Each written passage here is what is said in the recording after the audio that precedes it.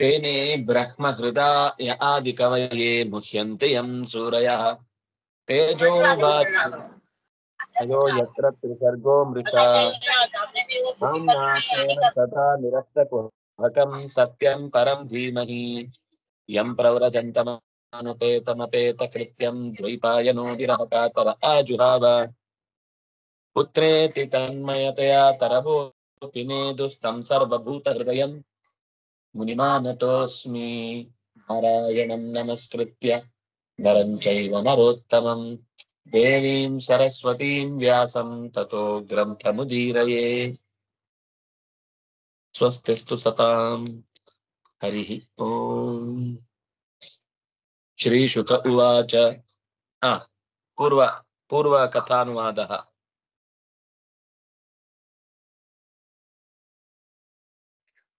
उच्यताम्।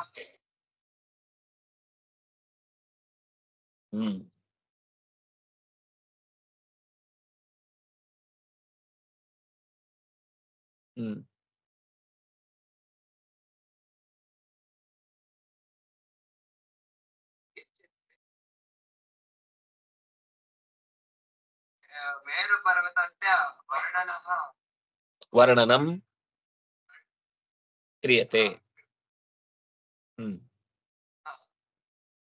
पर्वतः ऊर्ध्वभागे विस्तृतः अस्ति।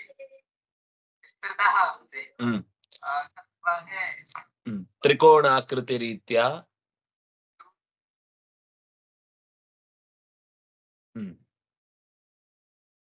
चतुर्षु पार्श्वेषु चत्वारः पर्वताः विद्यन्ते।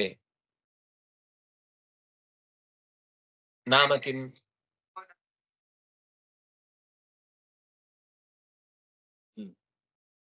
मन्दर, मेरुमन्दरः, कुमुदः, सुपार्श्वः इति।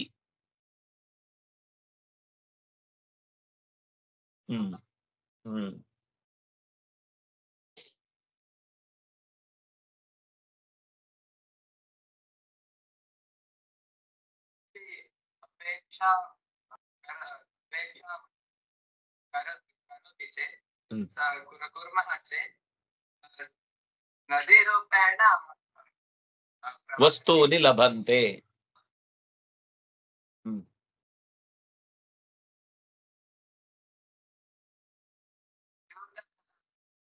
फलानि रुचिकराणि भवन्ति।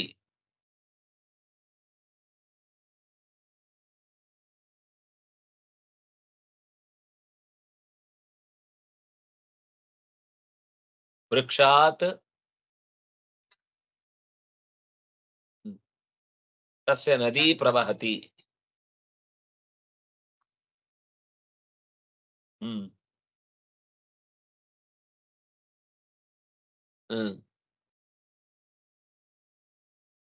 रसायनं रुचिकरं भवति।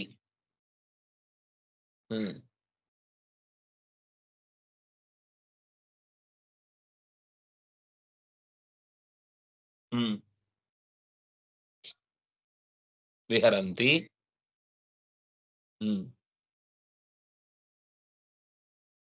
नद्याः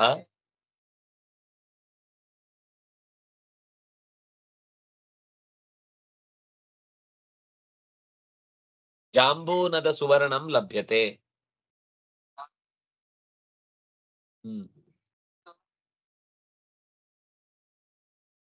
तेन सुवर्णेन देवतानाम् आभरणानि क्रियन्ते। अस्तु। ಶ್ರೀಶುಕ ಉವಾಚ 17ನೆಯ ಅಧ್ಯಾಯ ಆರಂಭ ಆಗ್ತಾ ಇದೆ. ತತ್ರ ಭಗವತಃ ಸಾಕ್ಷಾತ್ ಯಜ್ಞಲಿಂಗಸ್ಯ ವಿಷ್ಣೋರ್ವಿಕ್ರಮತೋ ವಾಮಪಾದಾಂಗುಷ್ಟನಖ ನಿರ್ಭಿಣ್ಣ ಊರ್ಧ್ವಾಂಡಕಟಾಹ ವಿವರೇಣ ಅಂತಃ ಪ್ರವಿಷ್ಟಾ ಯಾ ಬಾಹ್ಯ ಜಲಧಾರಾ ತಚ್ಚರಣ ಪಂಕಜಾವನೇ ಜನಾರುಣ ಪಿಂಜಲ್ಕ ಕುಂಕುಮೋಪರಂಜಿತಾ ಕಿಲ ಜಗದಗಮಃ ಉಪಸ್ಪರ್ಶನಾಮಲ ಸಾಕ್ಷಾತ್ ಭಗವತ್ಪದೀತ್ಯನುಪಲಕ್ಷಿತ ವಚೋಭಿರಭಿಧೀಯಮಾನ ವಿಷ್ಣುಪದೀ ಕಾಲೇನ ಯುಗ ಸಹಸ್ರೋಪಲಕ್ಷಣೇನ ದಿವೋ ಮೂರ್ಧನ್ಯವತಾರ ಯತ್ತದ್ ವಿಷ್ಣು ಪದಂ ಆಹು ಅಂತ ಭಾಗೀರಥಿ ಗದ್ಯ ಅಂತ ಇದಕ್ಕೆ ಬಹಳ ಪ್ರಸಿದ್ಧಿ. ನೀರಿನ ಆ ಸಮಸ್ಯೆ ಉಂಟಾದಾಗ ಈ ಗದ್ಯವನ್ನು ಚೆನ್ನಾಗಿ ಪಾರಾಯಣ ಮಾಡಿದ್ರೆ ಮಳೆ ಬರುತ್ತೆ. ಮಳೆ ಬರುವುದಾಗಿರಬಹುದು, ಅಥವಾ ನದಿ ಹರಿಯುವ ವಿಷಯದಲ್ಲಿ ಏನಾದ್ರೂ ತೊಂದರೆ, ಈ ತರ ಏನೋ ಒಟ್ಟು ನೀರಿನ ಸಮಸ್ಯೆ ಉಂಟಾದಾಗ ಪ್ರಾರ್ಥಿಸಿದ್ರೆ ಇದು ವಿಶೇಷವಾದ ಫಲ ಕೊಡುತ್ತೆ. ತತ್ರ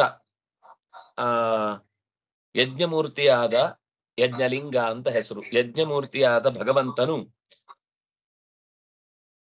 ಬಲಿಚಕ್ರವರ್ತಿಯ ಯಜ್ಞಕ್ಕಾಗಿ ಬಂದ. ವಿಷ್ಣೋಹೋ ವಿಕ್ರಮತಃ ಹೆಜ್ಜೆ ಇಟ್ಕೊಂಡು ಬಂದ. 3 ಹೆಜ್ಜೆ ಬೇಕು ಅಂತ ಕೇಳ್ದ. ತಗೊಂಡೋಗ್ ಎಂಜಾಯ್ ಅಂತಂದ. ಅವನು ಪಾದ ಲೆಕ್ಕ ಹಾಕ್ಲಿಲ್ಲ ಮೊದ್ಲೇ. ಏನ್ ಪುಟ?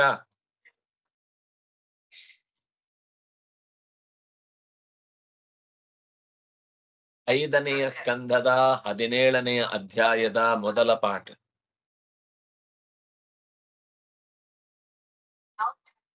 ಛಂದಸ್ಸ ಗದ್ಯ ಪುಟ ಇದು. ಭಾಗೀರಥಿ ಗದ್ಯ. ಇದಕ್ಕೆ ಹೆಸರೇ ಭಾಗೀರಥಿ ಗದ್ಯ ಅಂತ.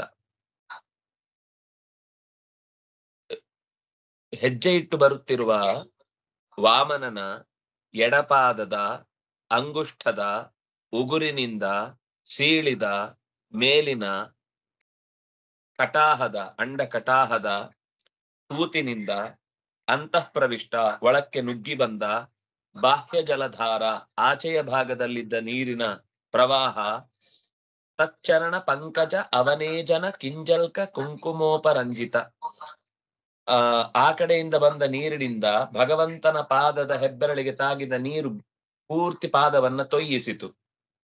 ಅದನ್ನ ಪಂಕಜ ಅವನೇಜನ, ಚರಣ ಪಂಕಜ, ಕಮಲಗಳಂತಿರುವ ಪಾದಗಳ ಅವನೇಜನ ಅಂದ್ರೆ ತೊಳೆಯುವುದು. ತೊಳೆಯುವುದರಿಂದ ಭಗವಂತನ ಪಾದಕ್ಕೆ ಅಲತಿಕೆಗಳನ್ನು ಹಾಕಿರ್ತಾರೆ.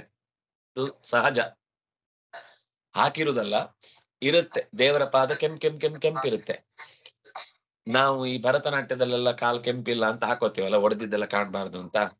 ಹಾಗೆ ಆ ಅವನೇಜನದಿಂದ ಕೆಂಪು ಬಣ್ಣದ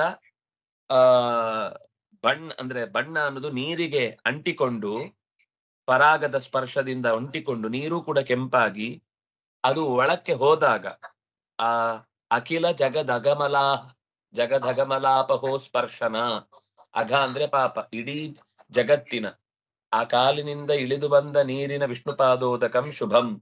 ಪಾದದ ಮೇಲೆ ಹರಿದು ಬಂದ ನೀರನ್ನ ಕೈಯಲ್ಲಿ ಸ್ವೀಕರಿಸಿ ಯಾರಾದ್ರೂ ಅದನ್ನ ಪ್ರಾಶನ ಮಾಡಿದ ಅಂದ್ರೆ ಜಗತ್ತಿನ ಅಘವನ್ನೇ ಮಲವನ್ನೇ ಕಳೆಯುವ ಉಪಸ್ಪರ್ಶನಾ ಮಲ. ತಾನೂ ಸ್ವತಃ ಶುದ್ಧವಾಗಿರುವಂತದ್ದು ನದಿ, ತನ್ನ ಸ್ಪರ್ಶಕ್ಕೆ ಬಂದವರನ್ನೂ ಶುದ್ಧಗೊಳಿಸುವ ನದಿಯಾಗಿ ಸಾಕ್ಷಾತ್ ನೇರವಾಗಿ ಭಗವತ್ಪದಿ ಅಂದ್ರೆ ಭಗವಂತನ ಪಾದದಿಂದ ಹುಟ್ಟಿ ಬಂದವಳು ಅಂತ ಅವಳಿಗೆ ಹೆಸರು. ಭಗವತ್ಪದೀತಿ ಅನುಪಲಕ್ಷಿತ ವಚೋಭಿಹಿ. ಭಗೀರಥನೇ ಮೊದಲಾದಂತಹ ಜಹ್ನು, ಭಗೀರಥ ಮೊದಲಾದ ಋಷಿಗಳ ಸಂಬಂಧದಿಂದ ಇದಕ್ಕೆ ಭಾಗೀರಥಿ, ಜಾಹ್ನವಿ, ಗಂಗಾ ಅಂತೆಲ್ಲ ಹೆಸರು ಬಂದ್ರೂ ಕೂಡ ಈಗ ಭಗವಂತನ ಪಾದ ತೀರ್ಥ ಅಂತ ಅದಕ್ಕೆ ಪ್ರಧಾನ ಹೆಸರು. ವಿಷ್ಣುಪದಿ, ಭಗವತ್ಪದಿ ಅಂತ ಮೊದಲ ಹೆಸರು ಅದು. ಆಮೇಲೆ ಉಳಿದ ಹೆಸರು ಗಂಗಾ, ಭಾಗೀರಥಿ, ಜಾಹ್ನವಿ, 106 ಹೆಸರು ಆಮೇಲೆ ಬಂತು ಅದಕ್ಕೆ. ಹಾಗೆ ಅತಿ ಮಹತಾ ಕಾಲೇನ ಭಗವಂತನ ಪಾದದಿಂದ ಇಳಿದು ಬಂದ ಈ ನೀರು ಸಾವಿರಾರು ವರ್ಷದಿಂದ ಅಂತರಿಕ್ಷದ ತುತ್ತ ತುದಿಯಲ್ಲಿ ಶಿಂಶುಮಾರನ ಲೋಕದಲ್ಲಿ ಪ್ರಕಟ ಆಯ್ತು. ಅಂದ್ರೆ ಭಗವಂತನ ಪಾದ ಘರ್ಷಣೆಯಾಗಿ ಅದು ಇಳಿದು ಬಂದ ಜಾಗ ಭೂಮಿಯ ವಲಯದ ಶಿಂಶುಮಾರ ಮಂಡಲದ ಪಕ್ಕದಲ್ಲಿ ಅದು ಕಾಣಿಸಿಕೊಂಡಿತು. ಶಿಂಶುಪಾರ ಮೂರ್ತಿಯಾದ ವಿಷ್ಣುವಿನ ಅದು ವಿಶೇಷ ವಾಸಸ್ಥಾನ ಆದ್ರಿಂದ ಆಕಾಶಕ್ಕೆ ವಿಷ್ಣುಪದ ಅಂತಲೂ ಹೆಸರಿದೆ. ಇದಕ್ಕೆ ವಿಷ್ಣುಪದಿ ಅಂತ ಹೆಸರಿದೆ. ಆಕಾಶಕ್ಕೆ ವಿಷ್ಣುಪದ, ಗಂಗೆಗೆ ವಿಷ್ಣುಪದಿ ಅಂತ ಹೆಸರು. ಯತ್ರ ಹವಾವ ವೀರೌ ವ್ರತಃ ಔತ್ಥಾನಪಾದಿಃ ಪರಮ ಭಾಗವತೋಸ್ಮತ್ಕುಲದೇವತಾ ಚರಣಾರವಿಂದೋದಕಂ ಇತಿ ಯಾಂ ಅನುಸವನಂ ಉತ್ಕರ್ಷ್ಯಮಾಣ ಭಗವದ್ಭಕ್ತಿ ಯೋಗೇನ ದೃಢಂ ಕ್ಲಿದ್ಯಮಾನಾಂತರ್ಹೃದಯ ಔತ್ಕಂಠ್ಯಾತ್ ವಿವಶಾಮೀಲಿತ ಲೋಚನ ಯುಗಳ ಕುಡ್ಮಲ ವಿಗಳಿತಾಮಲ ಬಾಷ್ಪಕಳಯಾಭಿವ್ಯಜ್ಯಮಾನ ರೋಮ ಪುಳಕ ಕುಲಕ ಉಧುನಾಪಿ ಪರಮಾದರೇಣ ಶಿರಸಾ ಬಿಭರ್ತಿ. ಶಿಂಶುಪಾರನ ಲೋಕದಿಂದ ಆ ಅದು ಇಳಿದು ಬರ್ಲಿಕ್ಕೆ ಕಾರಣ ಒಂದು ಕಡೆಯಿಂದ ಧ್ರುವನು ಕೂಡ ಅಲ್ಲಿ ಪೂಜೆ ಮಾಡಿದ. ಯಾಕೆಂದ್ರೆ ಧ್ರುವ ಅಲ್ಲಿದ್ದ ರಾಜ. ಶಿಂಶುಮಾರನ ಬಾಲದ ತುದಿಯ ಒಂದು ಜಾಗದಲ್ಲಿ ಧ್ರುವಲೋಕ ಇರುವುದು. ಶಿಂಶುಮಾರ ಅನ್ನೋದು ಒಂದು ದೊಡ್ಡ ಚೇಳಿನ ಆಕೃತಿಯ ಆಕಾಶದ ಕಾಯಗಳ ಒಂದು ರಾಶಿ. ಅದರ ತುದಿಯಲ್ಲಿ ಧ್ರುವ ಇದೆ. ಆ ಧ್ರುವಕ್ಕೆ ಈ ಗಂಗೆಯ ಸ್ಪರ್ಶ ಅನ್ನೋದು ಔತ್ತಾನಪಾದಿ ಅಂತ ಅವನ ಹೆಸರು. ಯಾಕೆಂದ್ರೆ ಉತ್ತಾನಪಾದನ ಮಗ. ಅವನು ಪರಮ ಭಾಗವತ. ಈ ವಿಷ್ಣುವಿನ ಪಾದದಿಂದ ಇಳಿದು ಬಂದ ನೀರನ್ನ ಇದು ನಮ್ಮ ಕುಲದೇವತೆಯಾದ ನಾರಾಯಣನ ಪಾದತೀರ್ಥ ಅಂತ ಭಾವಿಸಿ ಅವನು ಪ್ರತಿದಿನ ಅದನ್ನು ಭಕ್ತಿಯಿಂದ ಸ್ವೀಕಾರ ಮಾಡುತ್ತಿದ್ದ. ಆ ಭಕ್ತಿ ಯೋಗದಿಂದ ಅವನ ಮನಸ್ಸು ಒಳಗಿನ ಹೃದಯ ಪೂರ್ತಿ ಕರಗಿ ಹೋಗ್ತಿತ್ತಂತೆ. ನೀರು ನೋಡಿದಾಗೆಲ್ಲ ಓಹ್, ಇದು ದೇವರ ಕಾಲಿನಿಂದ ಬಂದ ನೀರು ಅಂತ ಅದರ ಬಗ್ಗೆ ಭಾರಿ ಭಾವನೆ ಅವನಿಗೆ. ಭಗವಂತನೇ ಕರಗಿ ನೀರಾದ್ರೆ ಅದಕ್ಕೆ ಹೆಸರು ಗಂಗೆ ಅಂತ. ಅಷ್ಟು ಅದಕ್ಕೆ ಮಹತ್ವವನ್ನ ಅವನು ಕೊಟ್ಟು ಗಮನಿಸ್ತಾ ಇದ್ದ. ಇಂದಿಗೂ ನಾವು ಸ್ನಾನ ಮಾಡುವಾಗಲೆಲ್ಲ ನೆನೆದ್ರೆ ಗಂಗೆ ಅಲ್ಲಿ ಇರ್ತಾಳೆ ಅಂತ. ಇವತ್ತಿಗೂ ಧ್ರುವ ಮಹರ್ಷಿ ಅಂದ್ರೆ ಧ್ರುವ ರಾಜರ್ಷಿ 3 ಹೊತ್ತು ತಾನು ಸಂಧ್ಯಾಕಾಲದ ಆಚಮನಾದಿ ಕರ್ಮಗಳನ್ನು ಮಾಡುವಾಗ ಗಂಗೆಯನ್ನ ನೆನೆದು ಅದನ್ನ ತಲೆ ಮೇಲೆ ಪ್ರೋಕ್ಷಿಸಿಯೇ ಮುಂದಿನ ಕಾರ್ಯಭಾರಗಳನ್ನು ಮಾಡುತ್ತಾನಂತೆ. ಅದು ಉತ್ಕಂಠತೆಯಿಂದ ಗದ್ಗದಿತನಾಗಿ ಅದರ ಬಗ್ಗೆ ಗೌರವದಿಂದ ಕಣ್ಣನ್ನ ಅರೆಮುಚ್ಚಿ ಕಮಲದ ಮೊಗ್ಗಿನಂತಹ ಕಣ್ಗಳಿಂದ ಕೂಡಿದ ತನ್ನ ಒಳಗಿನ ಭಾವವನ್ನ ಕಣ್ಣೀರಿನಿಂದ ಬಾಷ್ಪವನ್ನ ಸುರಿಸ್ತಾನೆ. ಕಣ್ಣೀರನ್ನ ಸುರಿಸ್ತಾನೆ. ಅವನ ಮೈಯೆಲ್ಲ ಅಧುನಾಪಿ ಪರಮಾದರೇಣ ಶಿರಸಾ ಬಿಭರ್ತಿ, ತಲೆ ಮೇಲೆ ಹೊತ್ಕೊಂಡಿರ್ತಾನೆ. ಯಾವಾಗ್ಲೂ ಮೈಯೆಲ್ಲ ಪುಳಕವಾಗಿರುತ್ತೆ, ಎದೆಯೆಲ್ಲ ಆರ್ದ್ರವಾಗುತ್ತೆ. ತಲೆಯ ಮೇಲೆ ಆ ನೀರಿನ ಅರಿವು ಇವತ್ತಿಗೂ ಅವನಿಗೆ ಭಾರ ಕೊಡುತ್ತೆ. ತತರ್ಷಯಸ್ತತ್ ಪ್ರಭಾವಜ್ಞಾ ಋಷಿಲೋಕೆ ಇಯನ್ನು ತಪಸ ಆತ್ಯಂತಿಕೀ ಸಿದ್ಧಿರೇ ತಾವತಿ ಭಗವತಿ ಸರ್ವಾತ್ಮನಿ ವಾಸುದೇವೆ ನವರತ ಭಕ್ತಿ ಯೋಗ ಲಾಭೇನೈವ ಉಪಲಕ್ಷಿತಾನಿ ಅರ್ಥಾತ್ಮಕತಯ ಮುಕ್ತಿಮಿವಾಗತ ಮುಮುಕ್ಷವಃ ಸಬಹುಮಾನಮೇವಾದ್ಯಾಪಿ ಜಟಾಜೂಟೈ ಉದ್ವಹಂತಿ. ಲೋಕದಿಂದ ಆ ಗಂಗೆ ಅಂತ ನಾನು ನಿಮ್ಗೆ ಅರ್ಥ ಆಗ್ಲಿಕ್ಕೆ ಹೇಳ್ತಾ ಇದ್ದೇನೆ. ಅಲ್ಲಿಯ ಇಲ್ಲೆಲ್ಲೂ ಗಂಗೆ ಅಂತ ಹೇಳ್ತಾರೆ. ವಿಷ್ಣುಪದಿ ಎನ್ನುವಂತಹ ಭಗವಂತನ ಪಾದದ ನೀರು ಸಪ್ತರ್ಷಿ ಲೋಕಕ್ಕೆ ಬರುತ್ತೆ. ಆ ಸಪ್ತರ್ಷಿ ಲೋಕಕ್ಕೆ ಬಂದಾಗ ಸಪ್ತರ್ಷಿಗಳು ಅದರ ಮಹಿಮೆಯನ್ನು ಅರಿತು, ಓಹ್, ಹರಿಪಾದ ತೀರ್ಥವನ್ನು ನಮ್ಮ ತಲೆ ಮೇಲೆ ಧರಿಸುವುದರಿಂದ ನಮ್ಮ ತಪಸ್ಸುಗಳೆಲ್ಲ ಉನ್ನತ ಸ್ಥಿತಿಯಲ್ಲಿ ಏರುತ್ತೆ. ಆತ್ಯಂತಿಕೀ ಸಿದ್ಧಿ ಏತಾವತ್ಯಾ ಭವತಿ. ಆತ್ಯಂತಿಕ ಸಿದ್ಧಿ ಅಂದ್ರೆ ತಪಸ್ಸಿನ ಪೂರ್ಣ ಫಲವನ್ನ ನಾವು ಈ ಗಂಗೆ ನೀರಿನಿಂದ ಪಡೀತೇವೆ, ವಿಷ್ಣುಪದಿಯ ನೀರಿನಿಂದ ಪಡೀತೇವೆ ಅಂತ ಎಲ್ಲರೂ ಜಟೆಯಲ್ಲಿ ಒಂದು ಟ್ಯಾಂಕ್ ತರ ಮಾಡ್ಕೊಂಡು ಅಲ್ಲಿ ತುಂಬಿಸ್ಕೊಳ್ತಾರಂತೆ. ಸಬಹುಮಾನೇನ ಅದ್ಯಾಪಿ ಜಟಾಜೂಟೈ ಉದ್ವಹಂತಿ. ನಾವು ಇವತ್ತೇ ನೋಡುದಲ್ಲ ನೀರಿನ ಟ್ಯಾಂಕು, ಋಷಿಗಳೇ ಶುರು ಮಾಡಿದ್ದದನ್ನ. ಯಾಕೆ ಅಂದ್ರೆ ಅವ್ರಿಗೆ ಆಸೆ ಏನು ಅಂದ್ರೆ ನಿರಂತರವಾದ ಭಗವಂತನಲ್ಲಿ ಭಕ್ತಿಯೋಗ ಸಿಗಲಿಕ್ಕೆ ಈ ವಿಷ್ಣುಪದಿ ಪರಮ ಸಹಾಯಕಳು. ಯಾಕೆಂದ್ರೆ ಭಗವಂತನ ಪಾದ ತೊಳೆದು ಬರುವಾಗ ಭಗವಂತನ ಪಾದದ ಮೇಲಿನ ಅವನ ಅನೇಕ ರೂಪಗಳ ಧೂಳನ್ನ ತಾನು ಹೊತ್ಕೊಂಡು ತನ್ನ ಮೈ ತುಂಬ ಭಗವಂತನನ್ನೇ ತುಂಬಿಸಿಕೊಂಡಿದ್ದಾಳಂತೆ. ಹಾಗಾಗಿ ನಮ್ಮ ಪ್ರವೃತ್ತಿಗೆ ಬೇರೇನು ಫಲ ಸಿಗದೆ ಇದ್ರೂ ತೊಂದರೆ ಇಲ್ಲ, ಭಗವಂತನಲ್ಲಿ ಭಕ್ತಿ ಬರಬೇಕು. ಅಂತಹ ವಿಷ್ಣುಪದಿ ನೀರು ಸಿಕ್ಕಿದಾಗ ಮುಮುಕ್ಷಗಳಿಗೆ ಮುಕ್ತಿ ಸಿಕ್ಕಿದಷ್ಟು ಖುಷಿ ಈ ನೀರಿನ ಸ್ಪರ್ಶದಿಂದ ಉಂಟಾಗತ್ತೆ. ಗಂಗೆನೊಮ್ಮೆ ಮುಕ್ತಿ ಬಂದ್ಮೇಲೆ ಗೊತ್ತಾಗತ್ತೆ. ಇದೆಲ್ಲ ಈಗ ಸುಮ್ನೆ ಪದಗಳ ರಾಶಿ ಅಂತ ಅನ್ಸುತ್ತೆ. ಒಮ್ಮೆ ಮಹಾಕುಂಭ ಮೇಳಕ್ಕೆ ಹೋಗಿ ಬಂದ್ರೆ ಕೋಟಿ ಕೋಟಿ ಜನ ಯಾವ್ದ್ಯಾವ್ದೋ ದೇಶದ ಮೂಲೆಯಿಂದ ಓಡಿ ಬಂದದ್ದನ್ನು ನೋಡಿದಾಗ ಗೊತ್ತಾಗುತ್ತೆ ಈ ಎಲ್ಲ ಅಘೋರಿಗಳು ಕಾಡಿನ ಮಧ್ಯದಲ್ಲಿ ಎಲ್ಲಿ ಅಡಗಿ ಕೂತಿರ್ತಾರೋ, ಎಲ್ಲಿ ಕಾಣಿಸ್ಕೊಳ್ತಾರೋ ಒಂದೇ ಸಲಕ್ಕೆ ಇಷ್ಟು ಜೋರಾಗಿ ಸಾಧುಗಳು, ನಾಗಾ ಸಾಧುಗಳೆಲ್ಲ ಗಂಗೆಗೋಸ್ಕರ ಬರ್ತಾರವ್ರು, ಇನ್ನೇನಕ್ಕೂ ಬರುದಿಲ್ಲ, ಕೇವಲ ಗಂಗೆಗೋಸ್ಕರ ಬರ್ತಾರವ್ರು. ಎಲ್ಲಿ ಎಷ್ಟು ತಪಸ್ಸಿದ್ಧಿ ಆಗಿದ್ರು ಕೂಡ ಗಂಗೆ ಬರ್ತಾಳೆ ಅಂದ ತಕ್ಷಣ ಓಡಿ ಬರ್ತಾರೆ. ಇದು 144 ವರ್ಷಗಳಿಗೊಮ್ಮೆ ಬರುವಂತದ್ದು. ಒಂದೊಂದ್ಸಲ 6 ವರ್ಷಕ್ಕೊಮ್ಮೆ ಮಾಡುತ್ತಾರೆ, 12 ವರ್ಷಕ್ಕೊಮ್ಮೆ ಮಾಡುತ್ತಾರೆ, ಮತ್ತೊಂದ್ ಸರ್ತಿ 144 ವರ್ಷಕ್ಕೊಮ್ಮೆ ಮಾಡುವಂತದ್ದು. ಈಗ ಈ ಮುಂದಿನ ತಿಂಗಳಲ್ಲಿ ಬರುವ ಮಹಾಕುಂಭಮೇಳ, ಮಾಘ ಸ್ನಾನವನ್ನು ಮಾಡುವುದು ಅದೇ ಕಾಲದಲ್ಲಿ. ತತ್ರ ಚತುರ್ಧಾ ವಿದ್ಯಮ ತಥೋ ಅನೇಕ ಸಹಸ್ರ ಕೋಟಿ ವಿಮಾನಾನೇಕ ಸಂಕುಲ ಅವತರಂತಿ ಇಂದು ಮಂಡಲ ಮಾಪ್ಲಾವೆ ಬ್ರಹ್ಮ ಸದನೆ ನಿಪತತಿ. ಮೊದಲು ಕಟಾಹದಿಂದ ಆಚೆಯಿಂದ ಬಂತು, ಭಗವಂತನ ಪಾದಕ್ಕೆ ತಾಗಿತು, ಅಲ್ಲಿಂದ ಶಿಂಶುಮಾರ ಲೋಕದಲ್ಲಿ ಬಂತು, ಅಲ್ಲಿಂದ ಸಪ್ತರ್ಷಿಗಳ ಲೋಕಕ್ಕೆ ಬಂತು, ಅಲ್ಲಿಂದ ಮುಂದೆ ಈಗ ಎಲ್ಲಿ ಬಂತು ಅಂತ ಹೇಳ್ತಿದ್ದಾರೆ, ದೇವತೆಗಳ ಲೋಕಕ್ಕೆ ಬರ್ತಾ ಇದೆ. ಬಳಿಕ ತತಃ ಅನೇಕ ಸಹಸ್ರ ಕೋಟಿ ವಿಮಾನಾನೇಕ ಸಂಕುಲ ದೇವಯಾನೇನ, ಅನೇಕ ಸಾವಿರ ಕೋಟಿ ವಿಮಾನಗಳ ರಾಶಿ ದೇವತೆಗಳದ್ದು ಓಡಾಡ್ತಾ ಇರುತ್ತೆ ಆಕಾಶದಲ್ಲಿ. ಅವರ ಫ್ಲೈಟಿಗೆ ಯಾರು ಮಧ್ಯದಲ್ಲಿ ಸಿಗ್ನಲ್ ಕೊಡ್ಬೇಕಾಗಿಲ್ಲ, ಅನಾಯಾಸವಾಗಿ ಆ ಕಡೆಯಿಂದ ಈ ಕಡೆಗೆ ಓಡಾಡ್ತಾ ಇರುತ್ತೆ. ಆದ್ರೆ ಅಷ್ಟು ರಾಶಿಯಲ್ಲಿ ಅವರು ವೈಭವದಿಂದ ಇದ್ರು, ಗಂಗೆಯ ವಿಷ್ಣುಪದಿಯ ಸ್ಪರ್ಶಕ್ಕೋಸ್ಕರ ಓಡ್ಕೊಂಡು ಬರ್ತಿದ್ರು ಆಕಾಶ ಮಾರ್ಗವಾಗಿ. ಅದು ಬಂದು ಚಂದ್ರಮಂಡಲಕ್ಕೆ ಬೀಳುತ್ತಂತೆ. ಚಂದ್ರಮಂಡಲದ ಸ್ಪರ್ಶ ಆದಾಗ ಅದು ಮೇರು ಪರ್ವತದ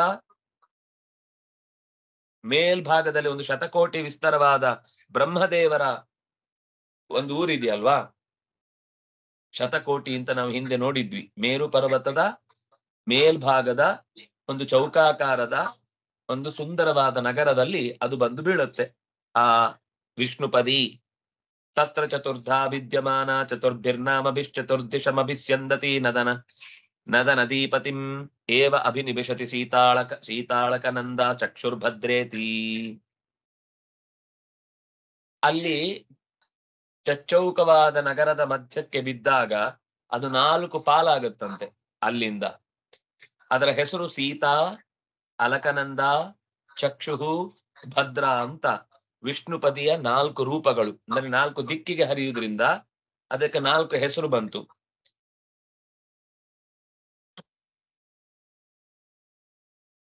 ಸೀತಾ, ಅಳಕನಂದ, ಚಕ್ಷುಹು, ಭದ್ರ ಅಂತ 4 ಹೆಸರು. ಅದು 4 ಧಾರೆಯಾಗಿ 4 ದಿಕ್ಕುಗಳಿಗೆ ಹರಿಯತ್ತೆ. ಅದು ನದಿಗಳಿಗೆ ಒಡೆಯನಾದ ಸಮುದ್ರದ ಕಡೆಗೆ ಧಾವಿಸುತ್ತೆ ಆ ವಿಷ್ಣುಪದಿ. ನದಿಗಳು ಅಂದ್ರೆ ನದಿಗಳ ಗಿರಿವನಗಳ ತಾಯೆ ಭರತ ಮಾತೆ, ಓಂಕಾರದ ಝೇಂಕಾರದ ನಿನಗಿದ ಶುಭ ಗೀತೆ ಅಂತ ಒಂದು ಹಾಡಿದೆ.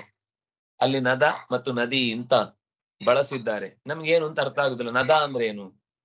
ಗಂಡು ನದಿಗೆ ನದ ಅಂತ ಹೆಸರು, ಹೆಣ್ಣು ನದಿಗೆ ನದಿ ಅಂತ ಹೆಸರು. ಬ್ರಹ್ಮಪುತ್ರ ಅದು ನದ, ಅದು ಗಂಡು ನದಿ. ಅದರ ಅಭಿಪ್ರಾಯ ಆ ನದಿಯ ದೇವತೆ ಗಂಡಾಗಿರ್ತಾನೆ. ಗಂಗಾದಿ ತೀರ್ಥಗಳೆಲ್ಲ ಹೆಚ್ಚಿನದ್ದು ನದಿಗಳೇ. ಕುಮಾರಧಾರ, ಇನ್ಯಾವುದೋ ಒಂದು ಕೆಲವು ನದಗಳಿವೆ, ಉಳಿದದ್ದೆಲ್ಲ ನದಿಗಳು. ಆ ಎರಡೂ ಬಂದು ಸೇರುವುದು ಸಮುದ್ರವನ್ನೇ. ಆದ್ರಿಂದಾಗಿ ನದೀಪತಿ ಅಂತ ಸಮುದ್ರಕ್ಕೆ ಹೆಸರು. ಸಮುದ್ರದ ಹೆಸರು ನದೀಪತಿ ಅಂತ. ಸೀತಾತು ಬ್ರಹ್ಮ ಸದನಾಥ ಕೇಸರಾದೃಶಕರಾಖ್ಯೋಧೋಧ ಅಧಾಹ ಪತಂತಿ ಗಂಧಮಾಧನಮೂರ್ಧ್ನಿ ಪತಿತ್ವಾಂತರೇಣ ಭದ್ರಾಶ್ವಂ ಪ್ರಾಚ್ಯಾಂ ದಿಶಿಕ್ಷಾರ ಸಮುದ್ರಂ ಪ್ರವಿಶತಿ. ಸೀತಾ ಎಂಬ ಶಾಖೆಯು ಆ ಚತುರ್ಮುಖನ ಲೋಕದಿಂದ ಪೂರ್ವ ದಿಕ್ಕಿಗೆ ಹರಿಯತ್ತೆ. ಅದು ಮೇರಿನ ಸುತ್ತ ನಾವು ಹಿಂದೆ ಹೇಳಿದ್ವಿ ಕೆಲವು ಪರ್ವತಗಳಿವೆ ಅಂತ. ಕೇಸರದ ಹಾಗೆ ಕುರಂಗ, ಕುರರ, ಕುಸುಂಭ ಮೊದಲಾದ ಪರ್ವತಗಳ ಶಿಖರದ ಮೇಲೆ ಇಳಿದು ಅಲ್ಲಿಂದ ಕೆಳಗೆ ಹರಿದು ಗಂಧಮಾದನದ ಶಿಖರದ ಮೇಲೆ ಬೀಳುತ್ತೆ. ಅಲ್ಲಿಂದ ಅದು ಮುಂದೆ ಭದ್ರಾಶ್ವ ಖಂಡಕ್ಕೆ ಹೋಗುತ್ತೆ. ಭದ್ರಾಶ್ವ ಖಂಡ ಅನ್ನೋದು ಈ ನಾವು ಹಿಂದೆ ನೋಡಿದ ವರ್ಷಗಳಲ್ಲಿ ಒಂದು. ಅಲ್ಲಿಂದ ಪೂರ್ವ ದಿಕ್ಕಿಗೆ ಹೋಗಿ ಉಪ್ಪಿನ ಸಮುದ್ರಕ್ಕೆ ಸೇರಿಕೊಳ್ಳುತ್ತೆ. ಏವಂ ಮಾಲ್ಯವಚ್ಚಿಕರಾನ್ ಅನುಪರತ ವೇಗಾ ಕೇತುಮಾಲಮಪಿ ಚಕ್ಷು ಪ್ರತೀಚ್ಯಾಂ ದಿಶಿ ಸರಿತ್ಪತಿಂ ಪ್ರವಿಶತಿ.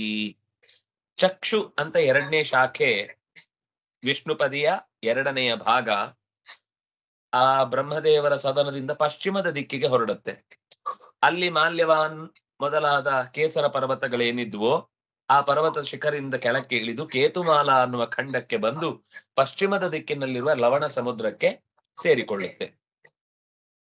ಮೂರನೇದು ಭದ್ರ.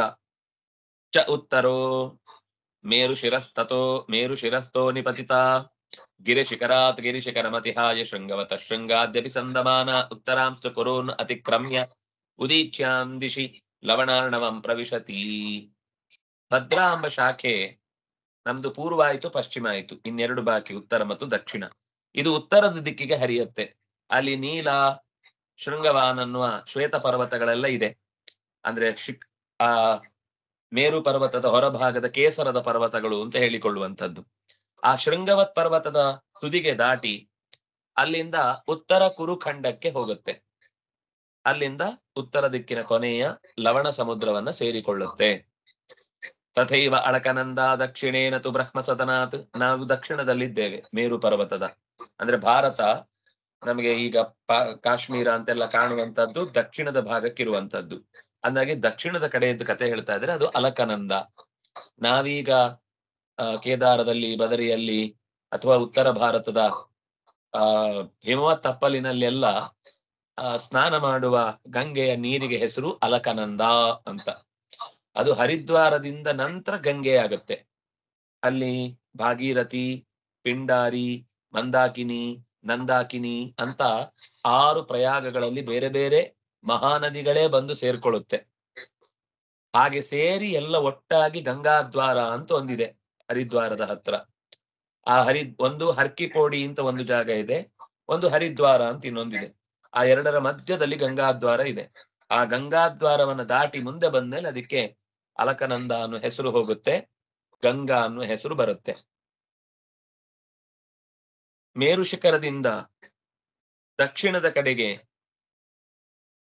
ಅನೇಕ ಕೇಸರ ಪರ್ವತಗಳೆಲ್ಲ ಹಿಂದೆ ಹೇಳಿತ್ತು. ಅಲ್ಲಿಂದ ಹೇಮಕೂಟದ ಹಿಮಾಲಯದ ಪರ್ವತಗಳ ಮೇಲೆ ರಭಸದಿಂದ ಹರಿದು ಗೆಡ್ಡೆಯಾಗಿ ಬಿಡುತ್ತೆ ಅಲ್ಲಿಯ ಶೀತಕ್ಕೆ. ಮತ್ತೆ ಮಳೆಗಾಲದಲ್ಲಿ ಮಳೆಯಾಗಿ ಹರಿಯುತ್ತೆ, ಬೇಸಿಗೆಯಲ್ಲಿ ಕರಗಿ ಹರಿಯುತ್ತೆ. ಭರತಖಂಡವಾಗಿ ದಕ್ಷಿಣದಲ್ಲಿರುವಂತಹ ಲವಣ ಸಮುದ್ರವನ್ನ ಈ ಅಲಕನಂದ, ಕೋಲ್ಕತ್ತಾದ ಹತ್ರ ಗಂಗಾಸಾಗರ ಅಂತ ಪಶ್ಚಿಮ ಬಂಗಾಳದ ಒಂದು ಜಾಗ. ಇನ್ನು ಕೆಲವೆಲ್ಲ ಭಾಗ ಮಯನ್ಮಾರ್, ಬರ್ಮಾದ, ಬಾಂಗ್ಲಾದೇಶದ ಮಧ್ಯಕ್ಕೆ ಹೋಗುತ್ತೆ ಕೆಲವು ಭಾಗ. ಮುಖ್ಯ ಕೆಲವು ಭಾಗ ನಮ್ಮ ಪಶ್ಚಿಮ ಬಂಗಾಳದ ಗಂಗಾಸಾಗರ ಅನ್ನುವ ಜಾಗದಲ್ಲಿ ಸಮುದ್ರವನ್ನು ಸೇರ್ಕೊಳ್ಳುತ್ತೆ. ಇನ್ನು ಭಾರತದ ಬಗ್ಗೆ ಒಂದಿಷ್ಟು ವಿಶೇಷ ಅಂಶಗಳನ್ನ ಹೇಳ್ತಾರೆ. ಅನ್ಯೇ ನದಾಹ ನದ್ಯಶ್ಚ ವರ್ಷೇ ವರ್ಷೇ ಸಂತಿ ಬಹುಶಃ ಮೇರ್ವಾದಿ ಹಿಮಗಿರಿ ದುಹಿತರಃ. ಅತ್ರಾಪಿ ಜಂಬೂದ್ವೀಪೆ ಭಾರತಮೇವ ವರ್ಷಂ ಕರ್ಮಕ್ಷೇತ್ರಂ ಅಥಾನ್ಯ ಅಷ್ಟವರ್ಷಾಣಿ ಸ್ವರ್ಗಿಣಾಂ ಪುಣ್ಯಶೇಷೋಪಭೋಗಸ್ಥಾನಾನಿ ಭೌಮಾನಿ ಸ್ವರ್ಗಪದಾನಿ ವಿಪತಿಶಂತಿ. ಭರತಖಂಡ ಒಂದು ಬಿಟ್ರೆ, ಭರತ ವರ್ಷ ಒಂದು ಬಿಟ್ರೆ ಜಂಬೂದ್ವೀಪದಲ್ಲಿ ಉಳಿದ ಎಲ್ಲ ವರ್ಷಗಳು ಪುಣ್ಯದ ವಶದಿಂದ ಋಷಿಗಳು, ಸಜ್ಜನರು ಮಾತ್ರ ಹೋಗ್ಲಿಕ್ಕಾಗುವ ಜಾಗ ಅದು. ಇಲ್ಲಿ ತನಕ ನಾವು ಏನೆಲ್ಲ ಕೇಳಿದ್ವಿ ಅಲ್ಲಿ ಎಲ್ಲಿಗೂ ನಾವು ಹೋಗ್ಲಿಕ್ಕಾಗಲ್ಲ. ನಾವು ವಿಮಾನ ಹಾಕ್ತೇವೆ, ಹೆಲಿಕಾಪ್ಟರ್ ಹಾಕ್ತೇವೆ, ಮಿಸೈಲ್ಗಳನ್ನ ಬಿಟ್ಟು ಅಥವಾ ರಾಕೆಟ್ ಗಳನ್ನ ಬಿಟ್ಟು ಎಲ್ಲೆಲ್ಲ ಹೋಗಿ ಬರ್ತೇವೆ ಅಂದ್ರೆ ಹೋಗ್ ಬನ್ನಿ, ನಿಮ್ಗೆ ಹೋದ ಜಾಗದಲ್ಲಿ ಇದ್ಯಾವುದು ಸಿಗಲ್ಲ. ಒಂದೇ ಒಂದು ನೋಡ್ಲಿಕ್ಕೆ ಸಿಗುದು ಭಾರತ ವರ್ಷ. ಆ ಭಾರತ ವರ್ಷ ಅದು ಕರ್ಮಕ್ಷೇತ್ರ. ಉಳಿದ ಎಲ್ಲ ಭಾಗಗಳು ಭೋಗದ ಜಾಗವಾದ್ರೆ ಇದು ಕರ್ಮದ ಜಾಗ. ಉಳಿದ 8 ವರ್ಷಗಳು ಹಿಂದೆ 9 ವರ್ಷಗಳಲ್ಲಿ 8 ವರ್ಷಗಳು ಪೂರ್ವದ್ದೇನಿದೆ ಇದೆಲ್ಲ ಸ್ವರ್ಗವಾಸಿಗಳು ಓಡಾಡ್ಲಿಕ್ಕೆ, ವಿಹಾರಕ್ಕೆ, ಅವ್ರಿಗೆ ಆಗಾಗ ಬರ್ಲಿಕ್ಕೆ ಪಿಕ್ನಿಕ್ ಸ್ಪಾಟ್ಗಳು. ನಾವಲ್ಲಿ ಹೋಗ್ಲಿಕ್ಕಾಗಲ್ಲ. ಭೀಮಸೇನ ಒಂದು ಹೋಗಿ ಬಂದ ಕಥೆ ಇದೆ ಮಹಾಭಾರತದಲ್ಲಿ. ಅದು ಕುಬೇರನ ಜಾಗವಾಗಿತ್ತು. ಸೌಗಂಧಿಕಾ ಪುಷ್ಪವನ್ನ ದ್ರೌಪದಿ ತರಬೇಕು ಅಂತ ಹೇಳಿದಾಗ ಹೋಗ್ತಾನೆ. ಆಗ ಅಲ್ಲಿ ತಡಿತಾರವ್ರು, ಇದು ದೇವದುರ್ಗಮ, ನೀನ್ ಹ್ಯಾಕ್ ಬಂದಿ ಅಂತ, ಮನುಷ್ಯ ದುರ್ಗಮ ನೀನ್ ಹ್ಯಾಕ್ ಬಂದಿ ಅಂತ. ಬಂದಿದ್ದೇನೆ ಅಂದ್ರೆ ನಾನು ಮನುಷ್ಯ ಅಲ್ಲ ಅಂತ ನೀವು ತಿಳ್ಕೊಳ್ಳಿ ಅಷ್ಟೇ. ನೀವು ಇದ್ರ ಮೇಲೆ ಪ್ರಶ್ನೆ ಮಾಡ್ಲಿಕ್ಕಿಲ್ಲ. ಬಂದಾಗಿದೆ, ನಾನು ಬದುಕಿದ್ದೇನೆ, ಹೂ ತಗೊಂಡು ಹೋಗ್ಲಿಕ್ಕೆ ಬಂದಿದ್ದೇನೆ, ಬಿಟ್ಬಿಡಿ ಅಂತ. ಅದೆಲ್ಲ ಆಗಲ್ಲ ಅಂತಾನೆ. ಆಗಲ್ಲ ಅಂದ್ರೆ ನನ್ ತಗೊಂಡು ಹೋಗ್ಬೇಕು ನಾನು ಡಿಸೈಡ್ ಮಾಡಿ ಆಗಿದೆ. ನಾನು ಕೇಳಿ ತಗೊಂಡು ಹೋಗುದಲ್ಲ, ನಿಮ್ಗೆ ಹೇಳಿ ತಗೊಂಡು ಹೋಗೋಣ ಅಂತ ಅನ್ಕೊಂಡೆ. ನೀವು ಹೇಳಿಕ್ಕೂ ಲಾಯಕ್ಕಲ್ಲ ಅಂತ 2 ಬಾರಿಸಿ ಮಲಗಿಸ್ತಾನೆ ಎಲ್ರನ್ನ. 3 ಕೋಟಿ ರಾಕ್ಷಸರನ್ನ ಮಲಗಿಸಿ ಬಿಡುತ್ತಾನೆ. ಒಂದೆರಡಲ್ಲ, 3 ಕೋಟಿ. ಎಲ್ಲ ಕುಬೇರನ ಅನುಯಾಯಿಗಳು. ಆದ್ರೆ ಕುಬೇರನ ಮಾತಿಗೆ ನಡ್ಕೊಳ್ಳುವುದಿಲ್ಲ ಅವ್ರು ಸರಿಯಾಗಿ. ಕುಬೇರನಿಗೆ ಆವಾಜ್ ಆಗ್ತಾ ಇದ್ರು. ಅದಕ್ಕೆ ಭೀಮಸೇನ, ನೀವ್ ಎಷ್ಟು ಆವಾಜ್ ಆಗ್ತೀರಿ ನೋಡೋಣ ಅಂತ ಹೇಳಿ ಎಲ್ಲರನ್ನು ಮಲಗಿಸಿದ. ಕುಬೇರ ತುಂಬಾ ಥ್ಯಾಂಕ್ಸ್ ಹೇಳಿದ. ನನಗೆ ಹೇಗಪ್ಪ ಅವರನ್ನ ಎಲಿಮಿನೇಟ್ ಮಾಡುದು ಅಂತ ಅನ್ಕೊಂಡಿದ್ದೆ ಬಿಗ್ ಬಾಸ್ ಇಂದ. ನೀನ್ ಸುಲಭವಾಗಿ ಅವರನ್ನು ಹಾಗೆ ಕಳಿಸ್ಬಿಟ್ಟಿ, ನನಗೆ ಯಾವ ಕಷ್ಟವೂ ಇಲ್ಲ ಅಂತ ಆಯ್ತು, ಈಗ ಪ್ರಾಬ್ಲಮ್ ಸಾಲ್ವ್ ಆಯ್ತು ಅಂತ ಧರ್ಮರಾಜನಿಗೆ ಥ್ಯಾಂಕ್ಸ್ ಹೇಳಿ ಭೀಮನನ್ನ ಕಳಿಸಿಕೊಡ್ತಾನೆ. ಇಂತಹ ಜಾಗಗಳು ಎಲ್ಲ ದೇವಲೋಕದ, ಗಂಧರ್ವ ಲೋಕದ ಅಥವಾ ಅಪ್ಸರೆಯರಿಗೆ ಹೋಗ್ಲಿಕ್ಕೆ ಬರ್ಲಿಕ್ಕೆ ಆಗುವ ಜಾಗಗಳಷ್ಟೇ ಹೊರತು ನಮ್ಮಂತಹ ಎದುಸಿರು ಬಿಟ್ಕೊಂಡು ಯಾವಾಗಪ್ಪ ಹತ್ತುದು, ಎಷ್ಟಪ್ಪ ಹತ್ತುದು, ಹೇಗಪ್ಪ ಹತ್ತುದು, ಏನಪ್ಪ ಹತ್ತುದು ಅಂತೆಲ್ಲ ಐತೆ ಪೈತೆಗಳನ್ನು ಮಾಡಿಕೊಂಡ್ರೆ ಏನು ಸಿಗಲ್ಲ ಅಲ್ಲಿ ಹೋಗ್ಲಿಕ್ಕೆ, ಕಾಣುವುದೂ ಇಲ್ಲ ನೋಡ್ಲಿಕ್ಕೆ. ಆದ್ರೆ ಉಳಿದ ಈ ಭೂಮಿ ಏನಿದೆ, ನಾವೀಗ ಇರುವ ಭೂಮಿ ಏನಿದೆ, ಇದಕ್ಕೆ ಭಾರತ ವರ್ಷ, ಇದಕ್ಕೆ ಕರ್ಮಕ್ಷೇತ್ರ ಅಂತ ಹೆಸರು. ಯೇಷು ಪುರುಷಾಣಾಂ ಅಯುತ ವರ್ಷಾಯುಷಾಂ ದೇವಕಲ್ಪಾನಾಂ ನಾಗಾಯುತ ಪ್ರಾಣಾನಾಂ ವಜ್ರ ಸಂಹನನ ಬಲ ವಯೋ ಮೋದ ಪ್ರಮುದಿತ ಮಹಾಸೌರತ ನಿರತ ನರವರಾತ್ ಅವರೋಧ ಮಿಥುನ ವ್ಯವಾಯ ಅಪವರ್ಗ ಧೃತೈಕ ಗರ್ಭ ಕಳತ್ರಾಣಾಂ ತ್ರೇತಾಯುಗ ಸಮಃ ಕಾಲೋ ವರ್ತತೆ.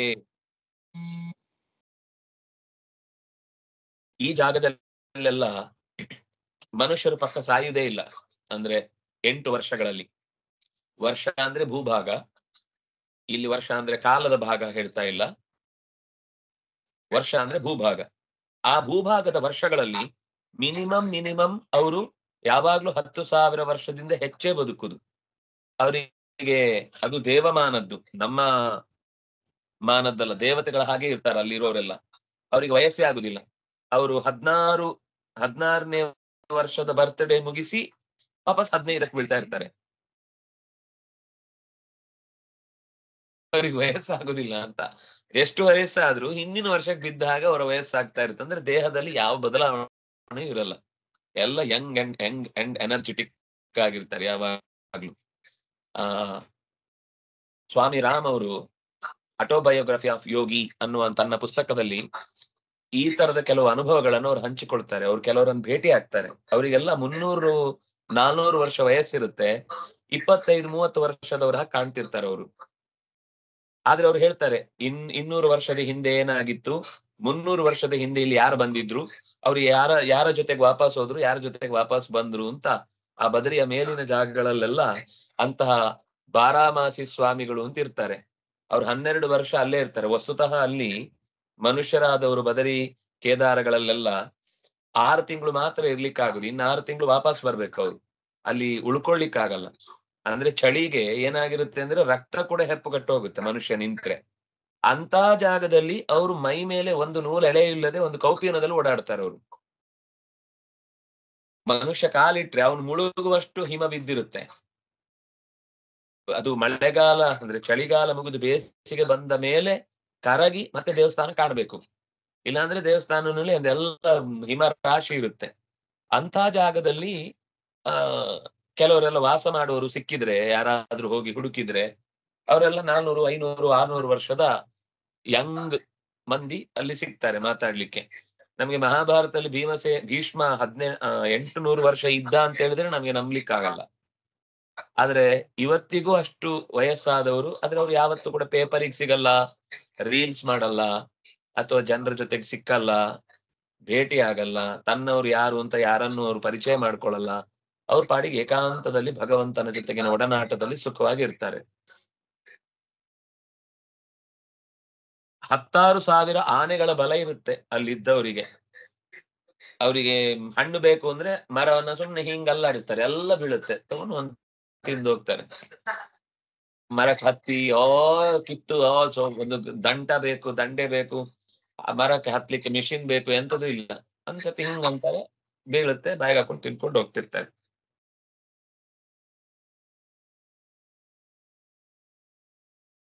ನಾರಾಯಣ.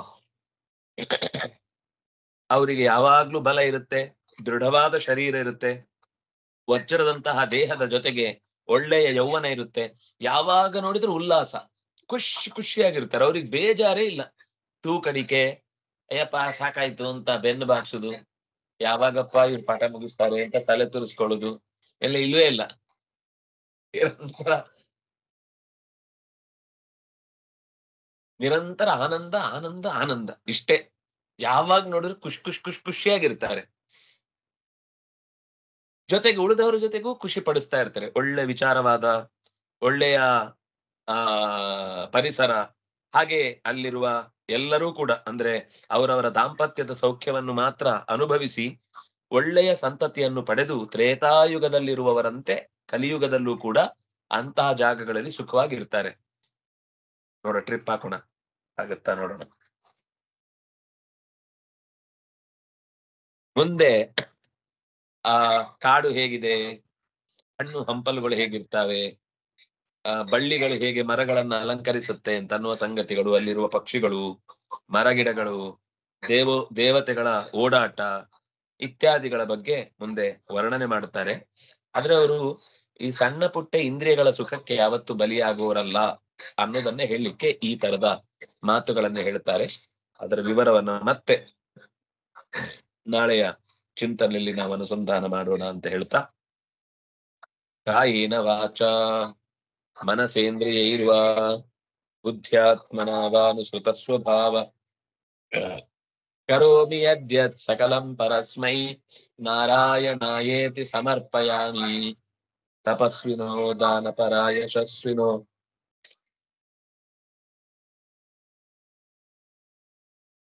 ವಿನಾಯ ದರ್ಪಣಂ ಸುಭದ್ರ ಶ್ರವಸೇ ನಮೋ ನಮಃ. ಬ್ರಹ್ಮಾಗ್ನೋ ಬ್ರಹ್ಮಣಾಹುತಂ ನೈವ ತೇನ ಗಂತವ್ಯಂ ಬ್ರಹ್ಮ ಕರ್ಮ ಸಮಾಧಿನಾ. ಭವಂತು ಸುಖಿನಃ ಸರ್ವೇ ಸಂತು ನಿರಾಮಯಾಃ. ಸರ್ವೇ ಭದ್ರಾಣಿ ಪಶ್ಯಂತು ಮಾ ಕಶ್ಚಿತ್ ದುಃಖ ಭಾಗ್ ಭವೇತ್. ಧರ್ಮಸ್ಯ ವಿಜಯೋ ಭೂಯಾತ್ ಧರ್ಮಸ್ಯ ಪರಾಭವ. ಸದ್ಭಾವನಾ ಪ್ರಾಣಭೃತಾ ಭೂಯಾತ್ ವಿಶ್ವಸ್ಯ ಮಂಗಲಂ. ಶ್ರೀಕೃಷ್ಣಾರ್ಪಿತಮಸ್ತು. ಶ್ರೀಹರಿಪ್ರಿಯತಾಂ.